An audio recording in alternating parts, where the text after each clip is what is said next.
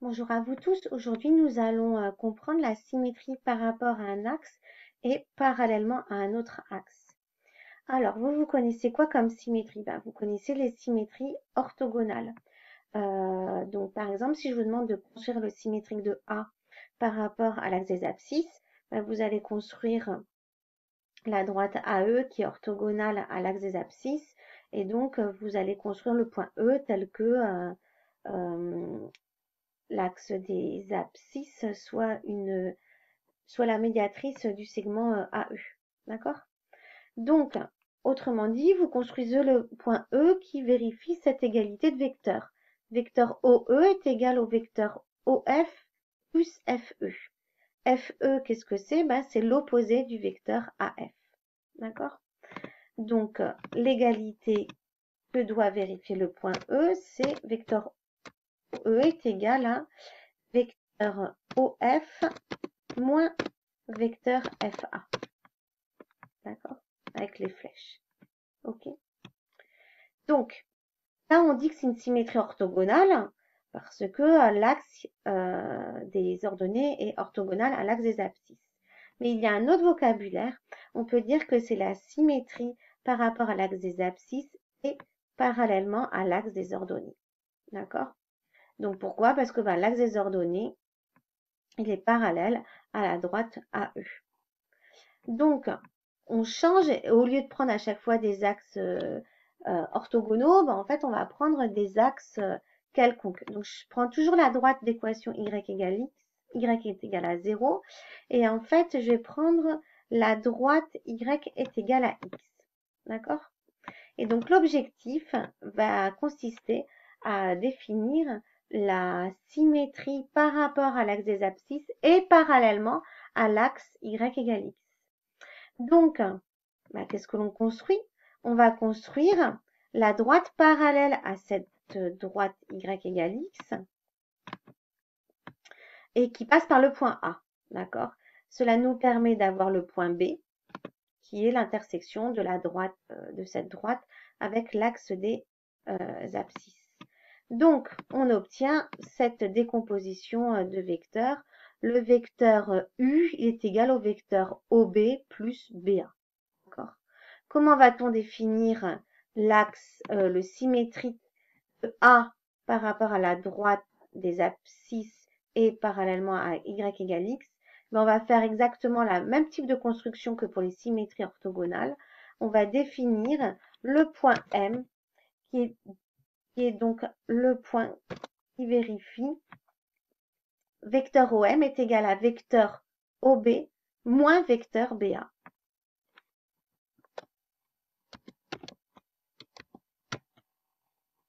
Et voilà notre vecteur, notre point M et donc notre vecteur OM.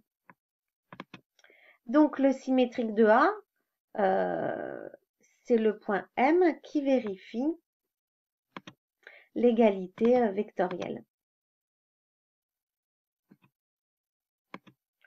Égalité vectorielle, vecteur OM est égal à vecteur OB moins vecteur BA. D'accord? Comme le point E qui avait été précédemment défini. Donc, on va observer maintenant quelques propriétés remarquables. Imaginons que vous soyez sur l'axe des abscisses. D'accord? Vous faites la symétrie axiale classique par rapport à l'axe des abscisses, mais votre point A, il appartient à l'axe des abscisses. Qu'est-ce qui se passe? Il est confondu, bien évidemment, avec son propre symétrique. Il en est de même du point M. D'accord? Le point M est confondu avec le point A. Puisque, vu qu'on fait la symétrie par rapport à l'axe des abscisses et que A appartient à l'axe des abscisses, A est son propre symétrique. Deuxième observation, si vous aviez un point A qui appartenait précédemment à l'axe des ordonnées, son symétrique donc appartient à l'axe des ordonnées. Qu'est-ce qui vérifie aussi? On a le symétrique de U, c'est égal à moins U. D'accord? Donc le symétrique du vecteur U, il vaut moins U. Qu'est-ce qui se passe lorsqu'on prend un point A qui appartient à l'axe à l'axe y égale x? Ben, sont symétriques.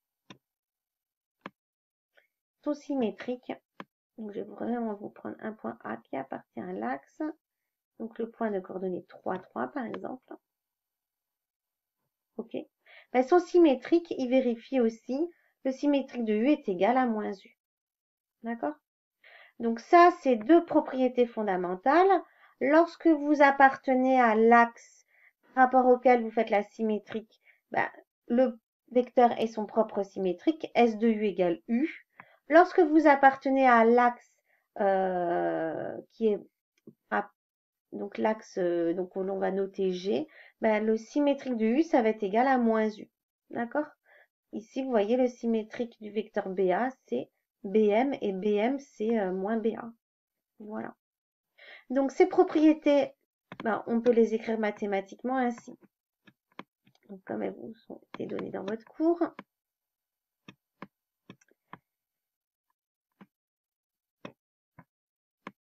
Donc là, on fait la symétrie donc par rapport à l'axe G et parallèlement par rapport à l'axe F et parallèlement à l'axe G.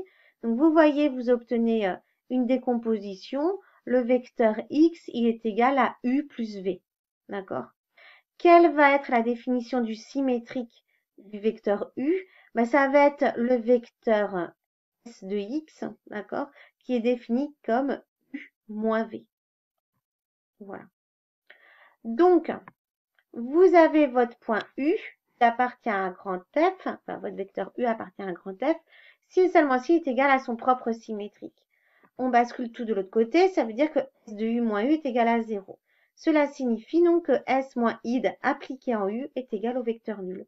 Autrement dit, U appartient au noyau de S moins id. Donc le premier espace, F, il vaut ker de S moins id. Le deuxième espace G, que vaut-il? V, il appartient à G. Si et seulement si son symétrique il est égal à son opposé. S de V est égal à moins V. D'accord? Ici, quand vous reprenez la définition, X va appartenir à G si et seulement si le U est nul.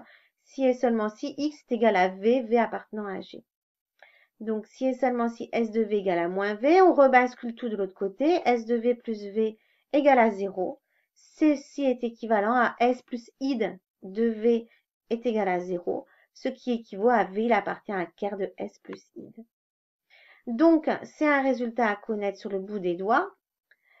Lorsque vous faites une symétrie par rapport à un axe F et parallèlement à G, avec F et G deux espaces supplémentaires de E, alors vous savez que S c'est une application linéaire, que lorsque vous faites S rond S, ça fait id. Donc ça, c'est pas étonnant. Le symétrique de symétrique, on revient sur place, ça redonne le même vecteur. De plus, grand F, c'est ker de S moins id, et grand G, c'est ker de S plus id. Réciproquement, si vous avez une application linéaire qui vérifie S rond S égale id, alors S, c'est une symétrie. Par rapport à quel espace? Par rapport au noyau ker de S moins id et parallèlement au noyau ker de S plus id. Voilà. Donc, je vais vous laisser lire la démonstration de la réciproque. Sachant que le premier point, en fait, nous, on a juste vu que S rond S égale id et grand F est égal à ker de S moins id, grand G égale ker de S plus id. Donc, dans la démonstration, vous allez montrer que F et G sont des espaces supplémentaires.